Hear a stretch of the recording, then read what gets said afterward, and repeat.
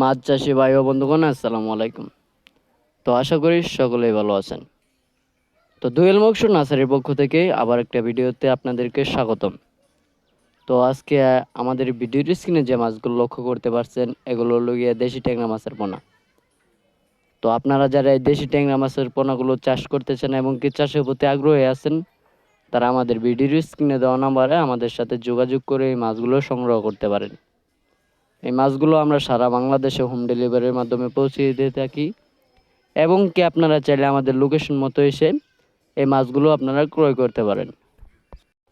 তো আজকে আলোচনা করব এই ট্যাংরা মাছের পোনাগুলো আপনারা কিভাবে চাষ করবেন এবং কি অল্প দিনে বাজার যাতায়াত করবেন। এই ট্যাংরা মাছগুলো চাষ করার শুরু থেকেই আপনাদের যে কাজটি করতে হবে, এটা হলো গিয়ে পুকুর প্রস্তুতি। আপনারা যদি পুকুর প্রস্তুতি সঠিক মতো না নিতে পারেন, তাহলে এই ট্যাংরা মাছগুলো চাষ করে আপনারা কোনো মতোই লাভবান হতে পারবেন না। তো এই ট্যাংরা মাছগুলো চাষ করার ক্ষেত্রে আপনারা পুকুর প্রস্তুতি কীভাবে নেবেন? আপনারা এই ট্যাংরা মাছগুলো পুরাতন পুকুরেও চাষ করতে পারেন এবং কি নতুন পুকুরেও চাষ করতে পারেন।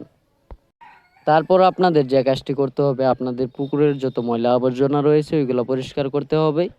তারপর যদি আপনাদের পুকুরে কাদামাটি বেশি হয়ে থাকে, তাহলে কাদামাটি কিছু কমিয়ে নিতে হবে।